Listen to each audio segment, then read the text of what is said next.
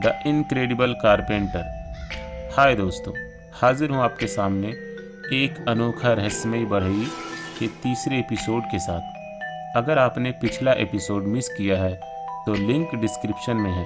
आप पहले पिछला एपिसोड सुन लें जिससे आपको कहानी समझने में आसानी हो। आइए अब बढ़ते हैं हम अपनी कहानी की ओर। कलाधर उर्फ कालू की माँ कालू को पिता से किए हुए वचन याद दिलाती है, जिसके मुताबिक कालू के पिता ने कालू से वचन लिया था कि वो कभी कारीगरी नहीं करेगा। जिस पर कालू अपनी माँ को जवाब देता है कि माँ, अब पिताजी नहीं रहे तो उनका दिया हुआ वचन भी अब नहीं रहा। पर कालू के पिता ने कालू से ये अजीब सा वचन क्यों लिया था? इसे जानने के लिए हम एक बार फिर वक्त के पीछे जाएंगे। तो चलते हैं हम 18 साल पहले।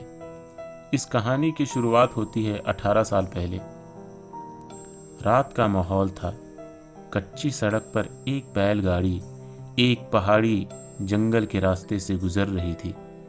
बैलगाड़ी चलाने वाला एक जवान जो अच्छी कद काठी का था।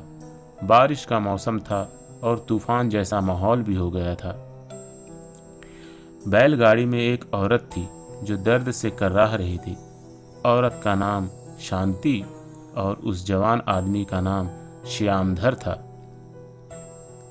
और कितनी देर लगेगी गांव पहुंचने में? मुझे बहुत दर्द हो रहा है, शांति ने अपने पति श्याम से पूछा, जो इस वक्त बहुत दर्द में थी। शायद वो मां बनने वाली थी। इस तूफानी रात की वजह से रास्ते का कुछ पता ही नहीं चल रहा। श्याम ने अपनी दर्द से तड़प रही पत्नी को जवाब दिया। वो रात ही अजीब थी। एक तो अमावस की रात थी, ऊपर से तूफान और बारिश का मौसम। अंधेरे में रास्ता तो दूर, हाथ को हाथ दिखाई ना दे रहा था। अचानक से मशाल भी बुझ जाती है। बस यही होना बाकी था। तूफान की वजह से अब ये मशाल भी बुझ गई। ऊपर से ये जंगली रास्ता, कहीं जानवर हम पर हमला न कर दे। श्याम ने मन ही मन सोचा, अब क्या करेंगे? शांति एक बार फिर दर्द से कर्राहते हुए बोली। तूफान का जोर बढ़ रहा था। बैलों को अंधेरे में कुछ दिखाई नहीं दे रहा था। अचानक से बैलों ने रास्ता बदल लिया और जंगल की ओर चलने लगा। बीच बीच में बिजली चमक रही थी, जिससे एक पल के लिए पूरा माहौल रोशनी से जगमगा जाता। इसी बिजली की रोशनी की जगमगाहट में श्याम ने देखा कि उसकी बैलगाड़ी तो रास्ते पर है ही नहीं, वो तो जंगल के अंदर आ चुका है। ये देखकर वो घबरा गया। अचानक से बिजली फिर चमकी और इसकी रोशनी से पूरा माहौल एक बार फिर रोशनी से जगमगा उठा। इस एक पल की रोशनी की जगमगाहट में श्याम को एक पहाड़ का गुफा जैसा कुछ दिखाई दिया। वो पूरा इलाका ही जंगली पहाड़ों से घिरा था। श्याम ने सोचा, अगर पास में कोई गुफा है तो कम से कम तूफान से बचने के लिए एक छत मिल जाएगी। उसकी बीवी की तबीयत भी बहुत ज़्यादा ख़राब हो रही थी। उसने बैलगाड़ी को गुफा की तरफ मोड़ा और नज़दीक पहुंचते ही वो बैलगाड़ी से उतरा और अपनी पत्नी को अपनी गोद में उठाया। उसकी पत्नी अब होश खो रही थी। शांति को गोद में लेकर वो गुफा के अंदर चला गया। जल्दीबाजी में उसने एक पल भी नहीं सोचा कि जंगल की ये गुफाएं जंगली खूंखार जानवरों का ठिकाना होती है। उसने अपने कंधे पर एक थैला भी टांग लिया, जिसमें बुझी हुई मशाल, तेल और उसे जलाने के लिए ज़रूरी चीज़ें थीं। अंदर जाते ही सबसे पहले उसने मशाल जलाई। मशाल जलाते ही वो चौंक गया। उसके सामने अंदर जाने का रास्ता दिख रहा था। अब तक वो सोच रहा था कि ये एक छोटी सी गुफा होगी, पर उसके सामने और अंदर जाने का रास्ता दिख रहा था। वो मशाल हाथ में लिए अपनी बीवी को गोद में उठाया, अंदर जाने लगा। ये क्या? बाहर से पहाड़ की तरह दिखने वाला ये गुफा अंदर से तो बहुत बड़ी, शानदार और प्राचीन मंदिर निकली। ये मंदिर कितनी पुरानी होगी? क्या कोई सोच भी सकता है कि यहाँ पे कोई मंदिर भी हो सकता है? श्याम ने मन ही मन सोचा। दीवारों पर बहुत सारी पुरानी अजीब अजीब तरह की तस्वीरें बनी हुई थी। कई तरह के पुराने जानवर की तस्वीर, जानवरों का शिकार करते हुए जंगली इंसानों की तस्वीर, पर इन तस्वीरों में एक खास तस्वीर जो सबसे अलग लग रही थी, वो दो बड़े सांप की तस्वीर थी जो आपस में लिपटे हुए थी। श्याम ने अपनी पत्नी को जमीन पर लिटाया, तभी एक आहट हुई, किसी के कदमों की आहट। आहट सुनते ही श्याम के कान खड़े हो गए। हे भगवान, ये किसकी आहट है? किसी जंगली जानवर की तो नहीं? श्याम ने मन ही मन सोचा और मशाल आगे की तरफ कर दिया और अपने कमर से लगी खंजर को भी हाथ में ले लिया। आहट धीरे धीरे करीब आ रही थी, करीब आ रही थी। वो आहट जैसे जैसे करीब आ रही थी, श्याम की धड़कन बढ़ रही थी। आहट अब इतने करीब आ चुकी थी कि उस आहट के मालिक को श्याम मशाल की रोशनी में अब साफ साफ देख सकता था। उस आहट के मालिक पर श्याम की नज़र पड़ते ही मानो श्याम की दिल की धड़कनें खौफ और डर से रुक सी गई। सामने एक सफ़ेद लिबास में एक बूढ़ी औरत, जिसके लंबे सफ़ेद बाल, बड़ी बड़ी कान, पूरा शरीर झुर्रियों से भरा हुआ, हाथों में बड़े बड़े नाखून और बड़े बड़े दांत।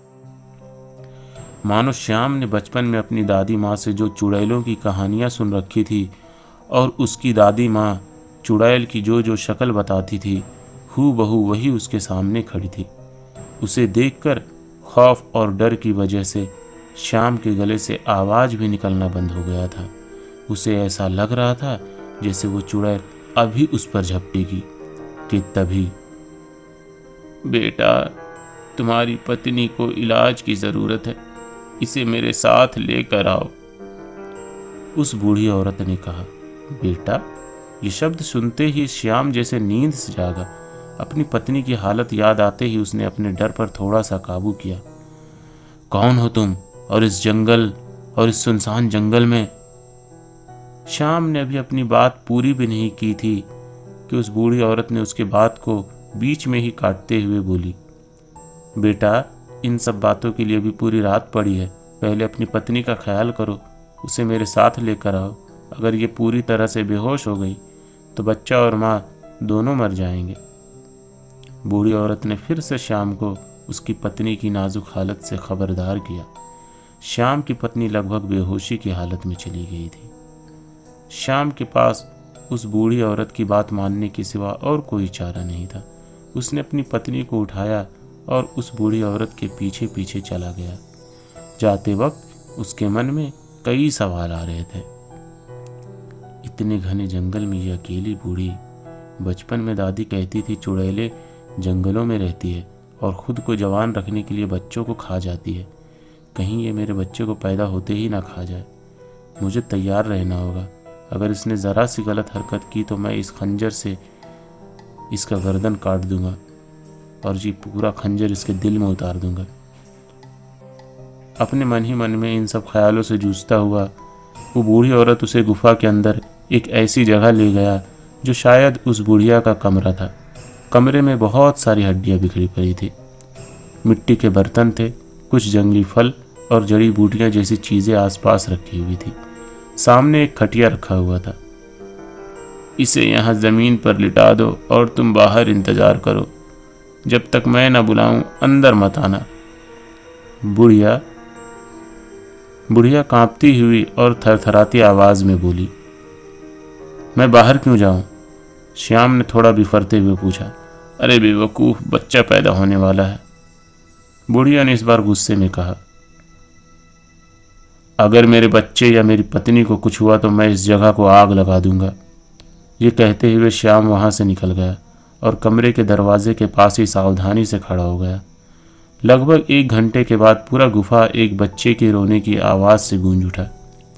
बच्चा इस दुनिया में आ चुका था और उस बच्चे के रोने की आवाज़ श्याम को ऐसा आनंद दे रही थी जैसे इस तूफानी रात में इतना कुछ बुरा होने के बाद बस यही एक आनंद की बात थी कि बच्चा सही सलामत इस दुनिया में आ गया था। बच्चा थोड़ी देर रोया, फिर गुफा में खामोशी छा गई। खामोशी छाते ही श्याम का दिल जोर जोर से धड़कने लगा। बच्चे की आवाज़ आनी बंद क्यों हो गई? कहीं उस चुड़ैल ने मेरे बच्चे को हाय दोस्तों, कहानी आपको कैसी लग रही है नीचे कमेंट करके ज़रूर बताइए। क्या आप इसके नेक्स्ट एपिसोड के लिए एक्साइटेड हो? दोस्तों, थ्रिलिंग एडवेंचर टेल्स चैनल अभी बिल्कुल ही नया है, इसलिए आप लोगों का प्यार और सपोर्ट चाहिए। चैनल को सपोर्ट करने के लिए और नेक्स्ट एपिसोड का नोटिफिकेशन पाने के लिए चैनल को सब्सक्राइब करें और बेल आइकन पर क्लिक करें और अपने दोस्तों में शेयर करें। मैं आपका दोस्त और होस्ट सोल राव। थैंक यू दोस्तों।